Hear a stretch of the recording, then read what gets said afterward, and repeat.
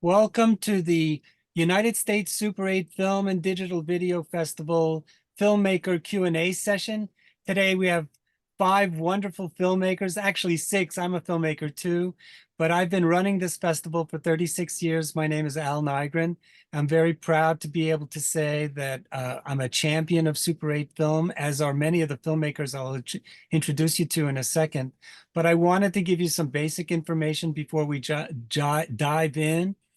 And the Super 8 Festival is part of the New Jersey Film Festival Spring 2024 installment and will be taking place on February 17th and 18th, which are the last 2 days of the New Jersey Film Festival. So the Super 8 Festival is the capstone to our festival.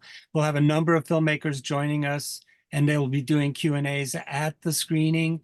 But there is a number of them that are far away, and so we do this Zoom Q&A to make sure that they have a presence at our festival and also to share that with you as well.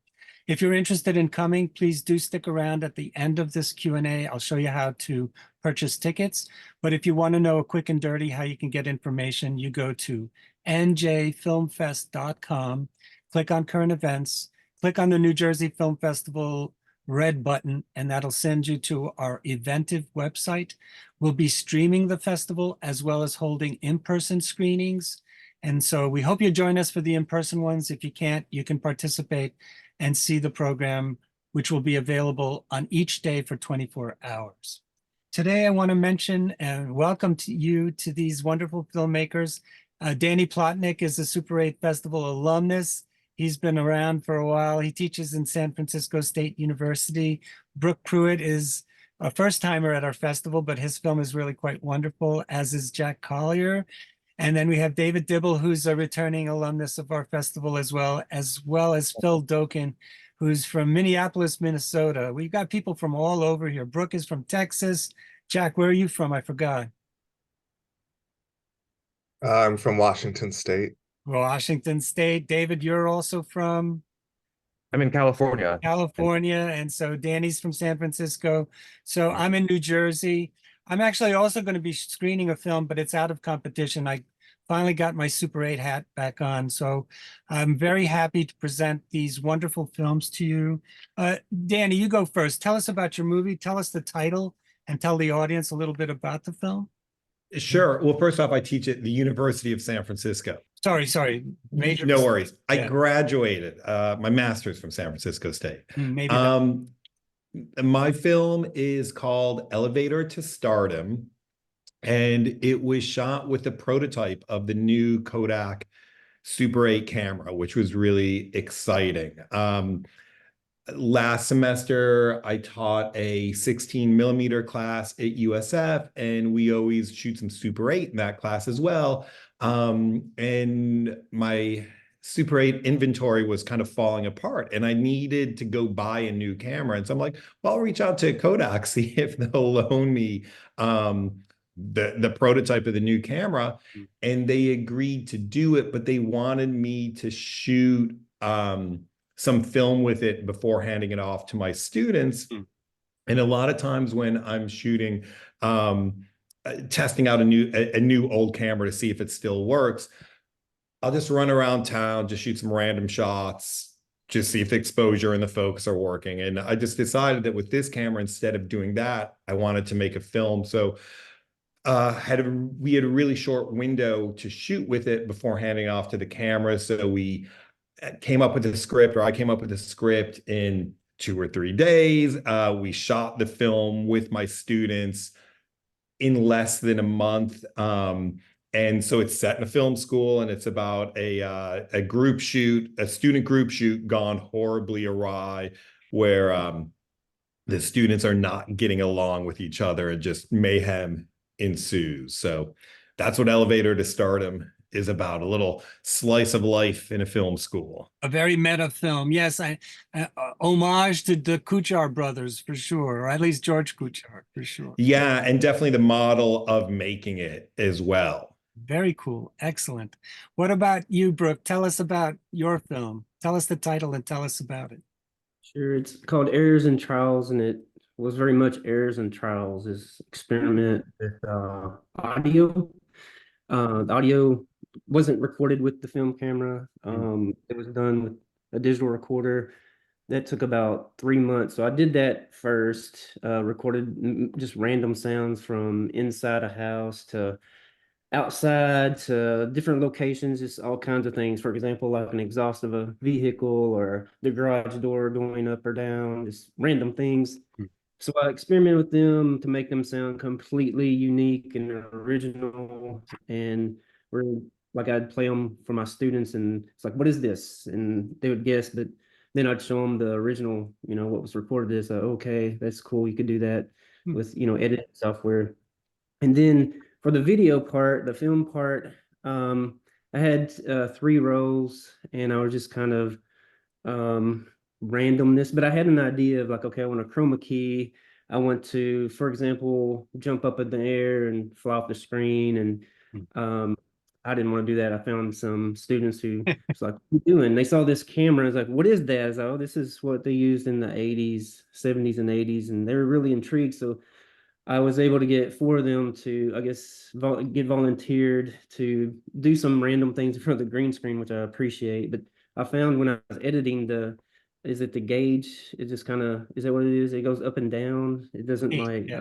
Yeah. so that was hard for me to use After Effects, and granted you could steal it. But, I don't know, maybe it turned out different on video or 35 millimeter, but I like the Super 8. I love it as my favorite hobby, besides teaching. So Where do yeah, you I was where do you teach?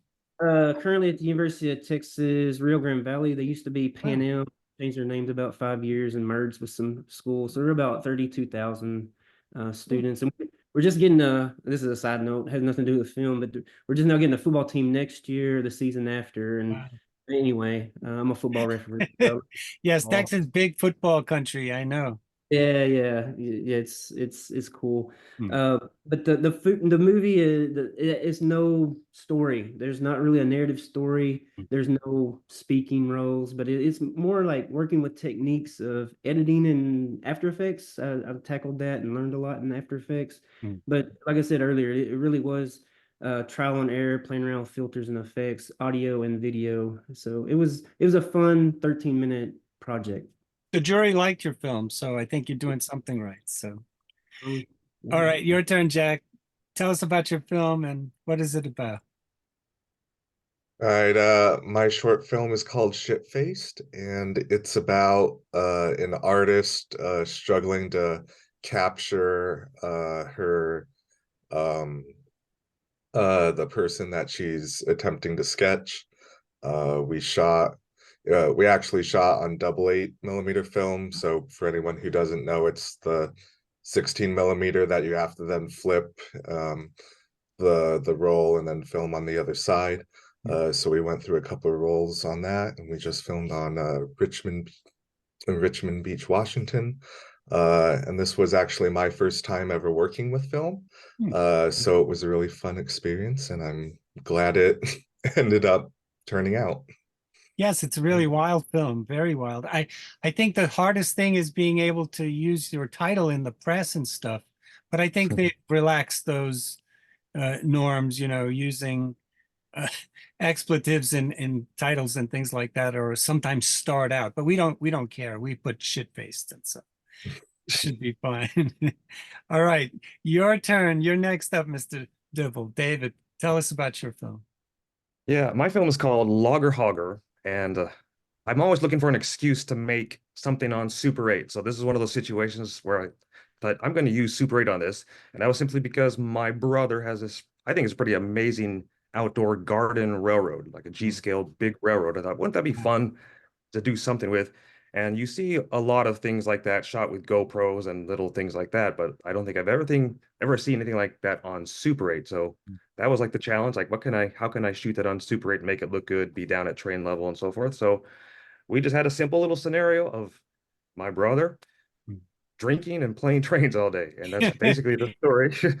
And like the title itself, a hogger is like a nickname for a steam engineer, train engineer. So a hogger would be like lumber, but in this case, it's logger. So it's just a fun little project that was just done literally for fun, and that was Hogger. And it's short and sweet for sure. It's Very, really a lot of very. fun. Very cool. And Phil, tell us about your film. Your film, I have a feeling, has a little bit of everything from dance to performance. Tell us about your film. It's called Oh, You no. Kill Me, Okay. which during the shoot, several going on. Mm, You thrill me in this case, slightly ironic, I guess. mm. But like visual art world, I started making movies. I decided to turn time exposure photograph into. Mm. So I'm self-taught the film, and I pay attention now. Editing, we're looking at films because, of course, makes or breaks a film. And in this case, it was, not only in every case, you start based on a moment of or a thought or something recognized, whatever. Hmm. And I continue to shoot based on that spark, that parade. I don't, films end up being film montage, narrative, but suggestion of a narrative. I think I make a film the way a painter makes a painting. Hmm. And so there's no storyboard, there's no screenplay. You shoot based on intuition, I guess. Hmm. So Well, the way that basically, we're hearing you is the way your film is non-narrative. So you're cutting in and out. So it's a little difficult to hear you. oh, That's okay. I'm sorry. That's okay. I think you might want to reboot. Maybe that'll help because I think you're like staccato. Maybe it fits the Really? Oh, description of your film. But I think for our audience, it would be nice to hear you flow nicely. oh, I'm sorry. That's not I'll your try. fault. That's Okay. technology, AI is going to rule eventually. We're all going to be just subservience to the machine if we're not already. Well, Do you guys want to ask each other questions? Danny, you have a question for some of the other filmmakers? Yeah, sure. Jack, I actually really I like your film quite a lot. And excuse me, can you talk about shooting the double eight? Like that, what camera did you use? I mean, I feel like if that's your first film experience, you picked a strange format to jump in with. It's pretty exciting. And then you also did you cut your film on film? Because you're doing some scratching on the film too, right? Yeah. So I found a Senkyo 8Z, I believe that's the name of the camera, at a antique mall that's here in the area. And I've been collecting vintage camera lenses for years that I usually shoot on my Panasonic. But I was like, I want to try doing the actual film look. So after doing some research, I ended up finding Film Photography Project, which I believe is based over in New Jersey. Hmm. And they were selling regular 8 or double 8 film stock. So I was like, I'm gonna give it a try. And it turned out pretty well, although it was pretty hard because we're on the beach under a blanket having to change the rolls of film. You can see in the short when she's struggling to draw the picture and it kind of starts like having this blurred effect. I believe is when I was trying to rethread the film and the loops to have the film go in weren't quite large enough, so it started making this effect. But I ended up keeping it in because the short's all about mistakes and making something that isn't perfect. So I thought it fit the narrative. And then with the scratch effects, those are actually done digitally. I edited, basically I got all the footage back on a thumb drive after being scanned. And all the scratch effects and the little pictures and the credits, I hand did on pieces of paper, and then overlaid that into an animation on it. Cool. Jack, do you have a question for one of the other filmmakers? I don't know if it's so much as a question, but Go for it. David, for Hogger, I just thought you had a really cool use of movement with all your shots. And it felt like every single shot you had just had a bit of life to it. And some of the angles where I think it's when he was like picking up a beer and the camera was like following along with that. Can you talk about how you did some of those shots? Oh, thank you. I appreciate those comments. Again, I just kind of wanted to be down with the railroad. If he was really imagining being part of it, how do you get down there with it? So motion would be something I wanted to try a lot. So I got one of those little things that literally looks like a little roller skate. So the camera is on a dolly. So I'd used that a couple of times for a couple of shots. Some shots like him drinking stuff, that was just handheld. So that's pretty easy. I had a bigger dolly for wider shots, but I really wanted to be close and tight. I did a couple shots that I ended up not using out here because I wanted to see, like, you look at a train and it's big. How do you do that with Super 8? And I shot into a mirror and so forth, but I wasn't impressed with like the quality of that. But I wanted to try different things that I hadn't done before on Super 8 just to try to get us into that railroad. And so motion and stuff is a big part of that. Like, how do you get in with the railroad? So that's kind of the background of that thought.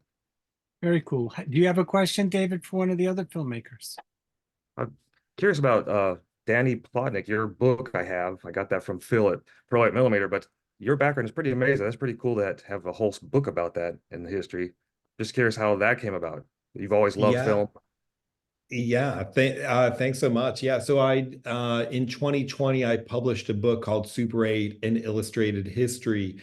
And I think for me, there's obviously been any number of books about Super 8, the Lenny Lipton books, the Jürgen Lossow books.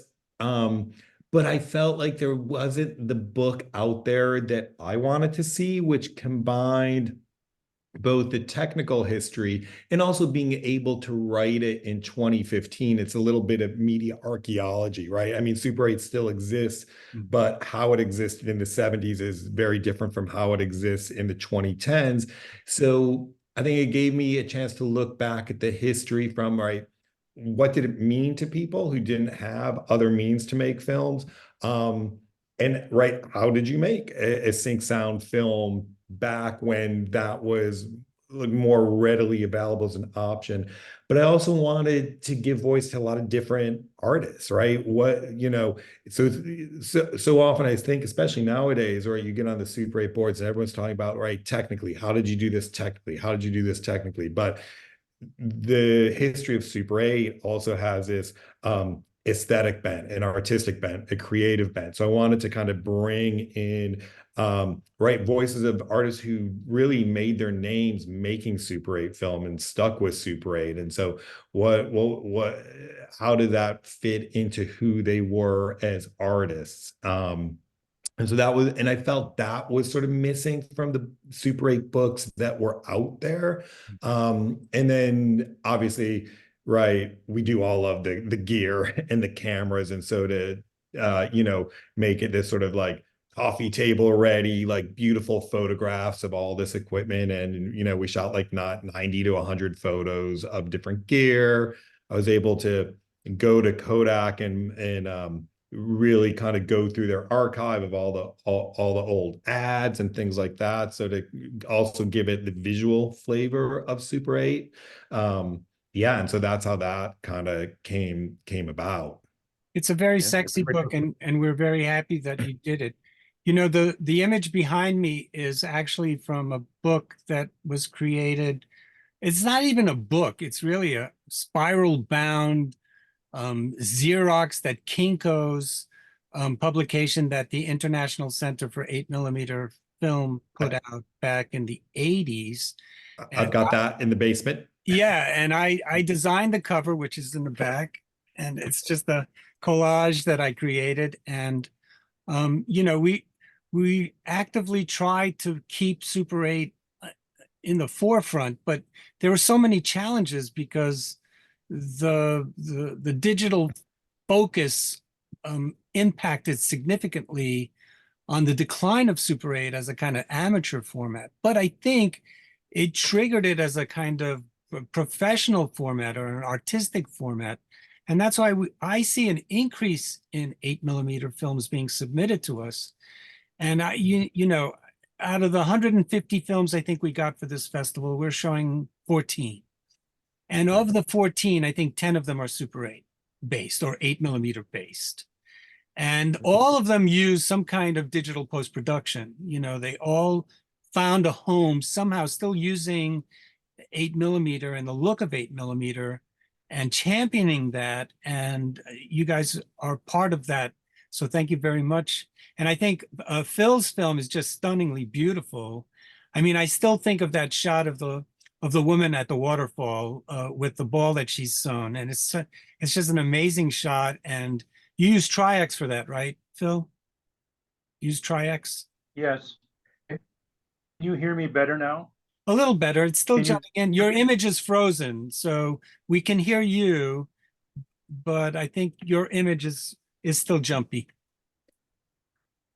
I think it's probably because it's 5 degrees here. It's really cold outside, I know. And all my, and I think it might be the feed in my house. Mm. So it's 5 below in Could be any.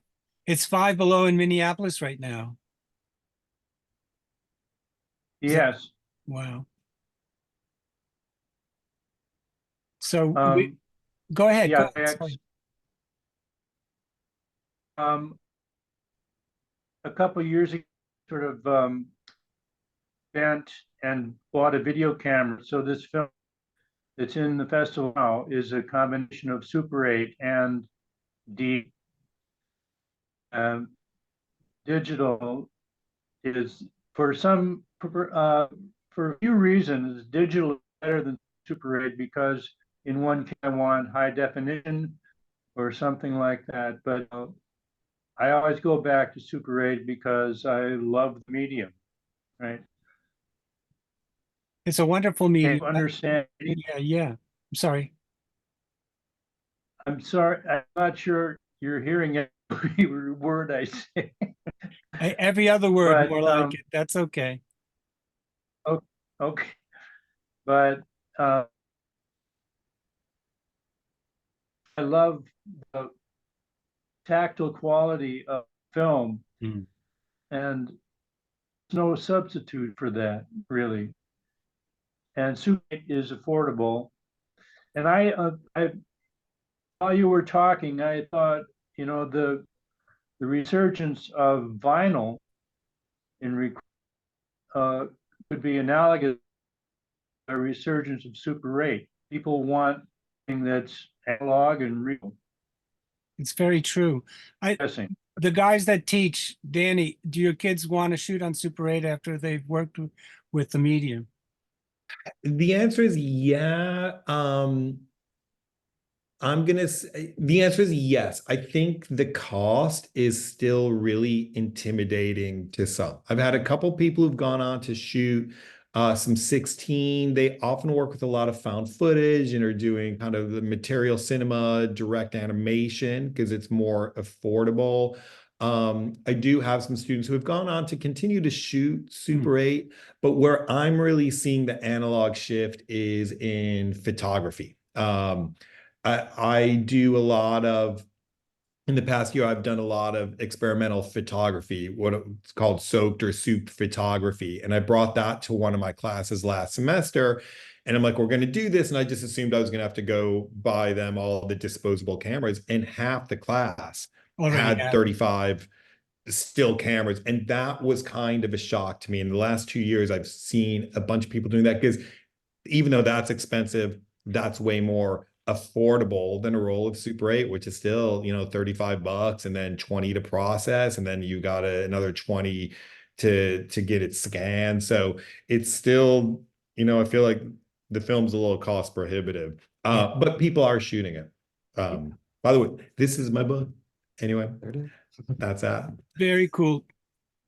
Brooke, you get the last chance to ask somebody a question since your Okay. time is running out. So I'd like to ask more of a, I guess, a broad question, because I have the same issue. It would be more like okay, so let's say you have an indoor scene. Are you using lights? And if not, like what film ISO, or it's more of a generic question more than anything. Like, do you incorporate lighting in your productions? yes.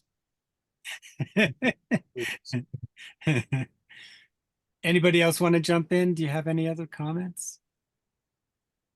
I'd say yes, I use lights, and I think when you treat Super 8 professionally, it treats you pretty well back. So I always try to shoot something as professional as I can. So lights, dollies, if you can have equipment like that, treat it like a big format, and it treats you pretty well back.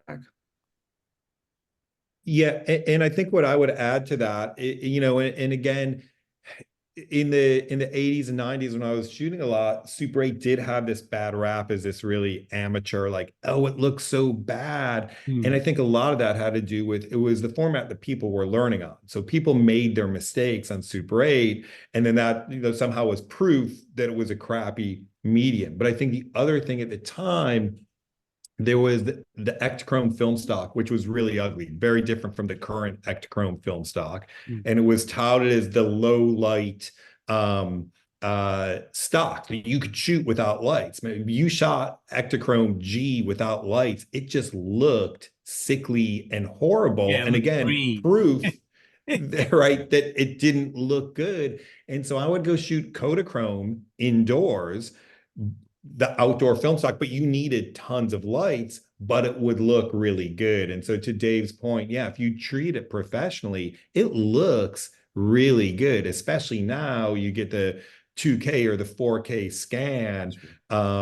One thing in my book that came up time and time again with filmmakers from the 70s, they're talking about like the projectors were never that great. So you could shoot a really great image, but it often degraded when you saw it projected. But now people are going back and doing these 4K scans of stuff they shot in the 70s and 80s, and people are saying, wow, you can actually see what the film actually gave you at the time, right? That the projection never caught up to the camera work. Lenny Lipton said that to me, and that was kind of mind-blowing when he said that. And then Derek Jarman's producer said the exact same thing. I'm like, all right, well, those guys are the experts, you know. Yeah, for sure. Okay, well, great. We've run out of time, but I do have time to share screen and show folks how they can participate in our festival. Normally you would go to njfilmfest.com, which is the website for the Rutgers Film Co-op and the New Jersey Media Arts Center, which I've been running since 1982. And the space in the background is where we will be projecting the festival in person. It's Voorhees Hall on the Rutgers University campus in New Brunswick, New Jersey. It's a block away from the New Brunswick train station. And it's a really great space. It seats 250. It's got cushy chairs. I was involved in upgrading the space, so it's nicely soundproofed and has high definition projection. Everything is projected on video. That's just the nature of the beast these days. But once you get to this page, you absolutely want to hit current events. And you can see that there is a button specifically for the Super 8 Festival, which I encourage you to hit, but you can also hit this one and still find the same information. And it bounces you to the New Jersey Film Festival Spring 2024 Eventive website, because remember, we're streaming the festival as well as having in-person screenings. And so you can click on 4 of these buttons And to get access to the Super 8 Festival stuff, you just click on where it says catalog or tickets, and you work your way towards the bottom, and you can see that there's Saturday, February 17th lineup. This is a nice picture from Phil's film. This is one from Jack's film Shitfaced, and this is one from Danny's Elevator to Stardom. And George was, Greg, the filmmaker from England, he was supposed to join us, but he had to fly somewhere and he was not able to join us. Errors and Trials. I love cats, so I was a sucker for this one. So I put that one up for your film. Hogger, a nice image from David's film. And so you can purchase tickets right here by clicking on pre-order now. And once you've done that, if you've never seen a film at our festival, you'll register, but then you'll be there forever and you can purchase tickets really easily. You go back to the catalog page and you can see that there's another day of film festival. And on this day, there's a short that I made, not part of the competition, that will go with a feature made by M. Wild named Witch Blossom. It's really great, wonderful film where he mixes digital and Super 8. You go back to the festival site, you can get individual information on each one of the films, and you can see there's a lot of different, there's over 43 films listed, and that includes the New Jersey Film Festival ones. And then you can go to schedule, which gives you a linear version of the schedule, and you got to scroll all the way down to get the Super 8 stuff. So I'm going to stop sharing. And I want to thank you, gentlemen, for joining us today. I look forward to seeing your new films. Make sure you always send us your new work. We'll have a 2025 version of this. I'll keep doing it as long as I'm still alive. So it's something that's ongoing. And I want to say thanks to you guys for participating in this Zoom Q&A and also for submitting films to us. Thank you so much. Yeah, thank you. Thank you.